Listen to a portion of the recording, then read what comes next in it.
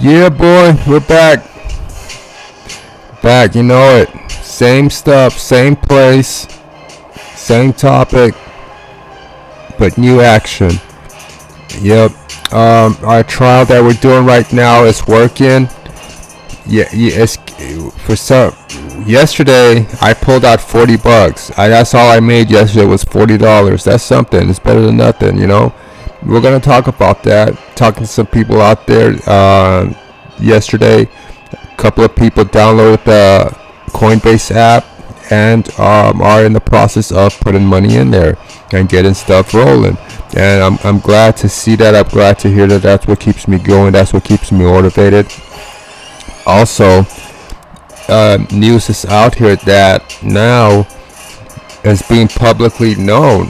It was in the backseat, but now the war has come to the forefront, and the banks already seen what they did in Africa. Now they're here in America trying to pull off the same stuff and ban cryptocurrency because they want to be top rulers, 1%ers, the Goldenbergs, the Rothschilds, you name it. Okay, the royal family.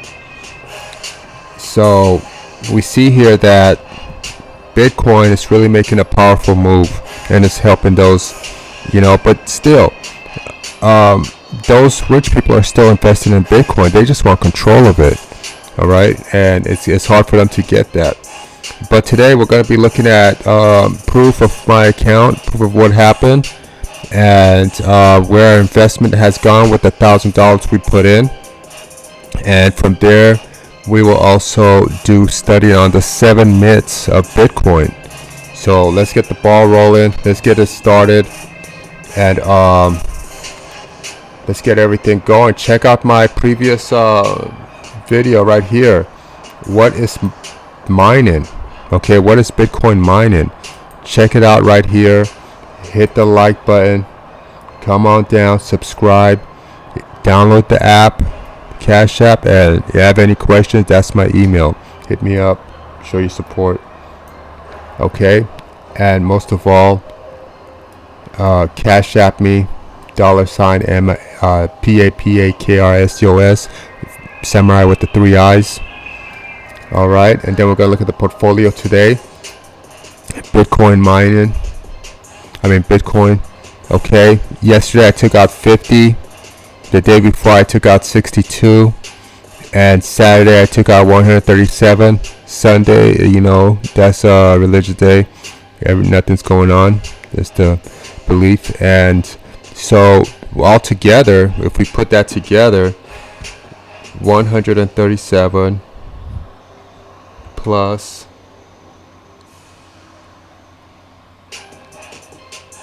62 plus 50, $249. That's what we've made this week. I know you day traders are laughing. Okay, here it is, $235. That's what we've made this week. Okay, not much, but I'm just showing you guys, you know, this is the money you use to go out on the weekend. This is the money you use to go do that grocery shopping. This is the money you go use to purchase that stuff that you know that you should be saving your money, but you go out and purchase it. Did you lose anything? No, because you still got your money in the bank. All right, you made $235 doing nothing. Okay, that's the power of digital currency. All right, and I had to pull out some money from some other currencies that were not moving, but I will put money back in there. So that's all I'm showing right here. You know, that's all I'm doing right here, and showing it to you guys.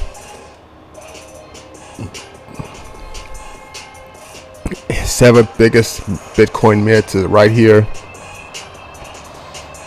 Okay, we hear a lot of people say stuff about Bitcoin. Myth 1, Bitcoin is a bubble. While it's true that some people buy Bitcoin as a speculative investment seeking big returns, that doesn't mean that Bitcoin itself is a bubble. Remember, there's only 21 million Bitcoin. Okay, bubbles are economic cycle characterized by unsustainable rises in market value. They eventually pop when investors realize prices are much higher than an asset fundamental value. Bitcoin is occasionally compared to an infamous early speculative bubble, the 17th century Dutch tulpe money. Okay, Bitcoin has gone through multiple price cycles within 12 years. Yeah, Bitcoin has no real world use.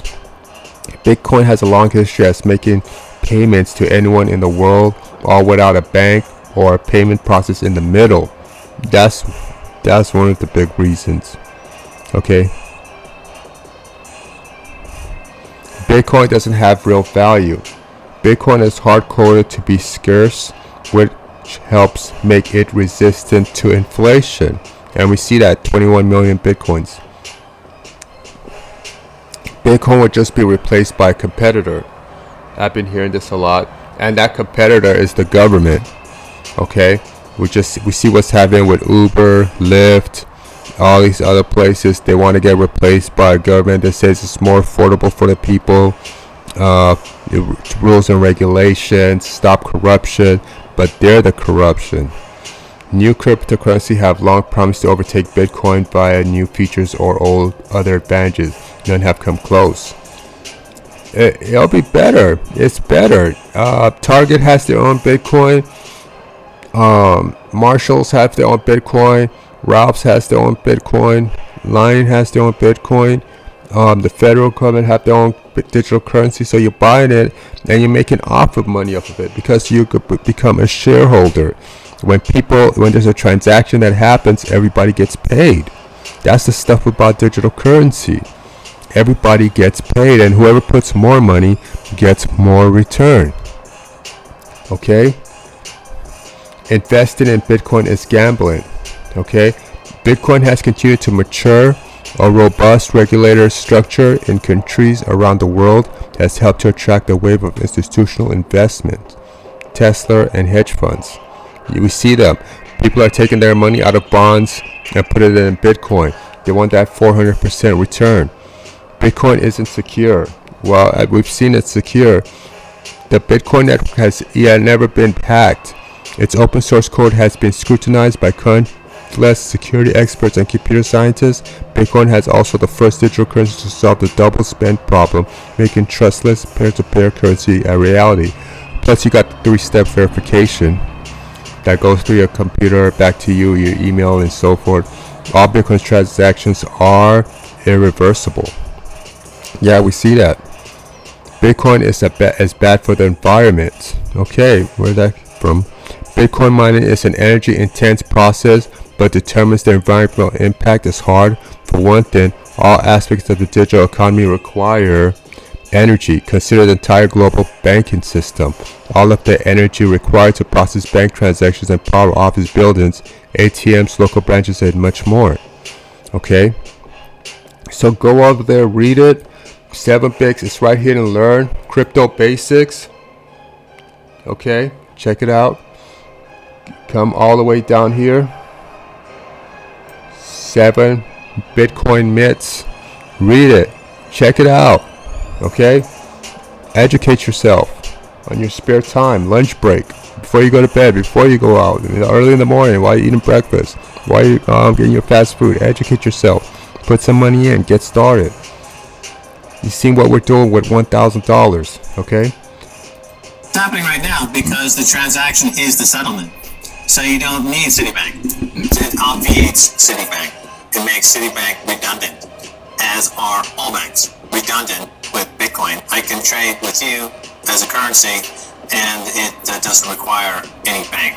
Doesn't require a central bank. And they got it a little bit reversed. They're saying it started off as a means of payment and people are looking at it as a store of value. But in fact, it started off as a store of value and now it's morphing into a means of payment. That's the whole history of money. So Citibank should know at least the history of money and how money comes into existence. But nevertheless, a good effort, and I applaud them for at least recognizing that they're about to go out of business. But being involved in Bitcoin early in those days, there were many participants who thought it was like, we're going to compete with PayPal, we're going to compete with Visa, it's going to be a settlement, it's going to be used as a means of exchange like that. As you point out, it was actually always a store of value. And in fact, they point out the perceptions. They say perceptions about what makes Bitcoin important continue to evolve and create new opportunities while increasing its perception towards becoming mainstream. It's becoming more mainstream because people's perceptions, i.e. the thing that the Fed, Jerome Powell, is always trying to manage, perceptions, right? That's what the Fed speak is all about. They go out there to speak to the market and say, don't worry, we're going to take care of inflation. Don't worry, we're not printing too much money. And you might perceive it, if you look over there, like at the food costs, like you might perceive it as a bad situation. Listen to me. I'm massaging your perception about the situation. Well, here the situation is being perceived as being a better store of value than the US dollar and perceived by international participants in the global market. Anybody who has anything to sell anywhere on any continent or any country on earth, they're perceiving this as a more neutral, better to use settlements layer. Right, there's $5 trillion a day in Forex market, foreign exchange, and that could be completely replaced with a Bitcoin as the base layer.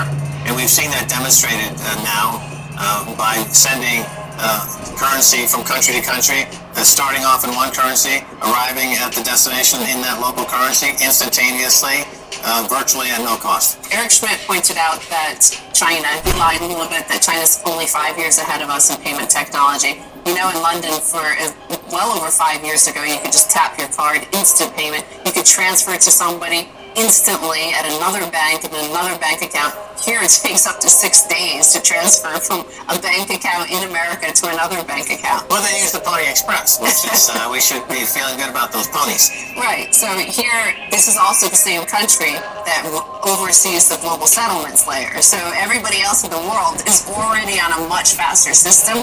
They're like, now we have to go to the global part. Slow molasses, having to deal with that system. So Citi points out that the report explains that Bitcoin and the role of a global trade currency could be used by importers and exports to pay for goods and services directly, simplifying the process of international trade. A decentralized cryptocurrency may be preferred to a central bank digital currency, it argues, because no government or outside entity can take steps that might affect the supply of the trade currency, helping to decouple trade from political consideration. Right, so they just threw the idea of central bank digital currencies under the bus. They're like, central bank digital currencies by definition are central, therefore they cannot compete with Bitcoin. So Citibank again just threw another industry under the bus. Yeah. Go watch it. Max Kaiser, Bitcoin is a threat to central bank. It's coming to the forefront. The war is on. It's like you're in the city, in a country, and you hear that there's war in the jungles out there. There's war going on with the government and the rebels in the forest, and they're telling you, oh, it's coming, it's going to hit the city, it's coming to the city pretty close. And that's how it is with Bitcoin and the banks. They're going at it. I don't know if anybody's getting assassinated or shot, but new digital currencies taking over, a new empire is taking over. Many empires have fallen due to new currency, new powers that are out there. So this is what's going on. Don't hesitate. Don't just take the time. I'm surprised how people are taking the time to sit down and download the Coinbase app and get started with investing. Check out my webpage, my YouTube channel. Click on the video, subscribe, share. Digital currency, Papa Christos. Hit the like button when you watch the video. And as you've seen, we're making money today. We're at a zero. Let's see what we make today and what we're going to pull out at the end of the day. Thanks for coming by. Stay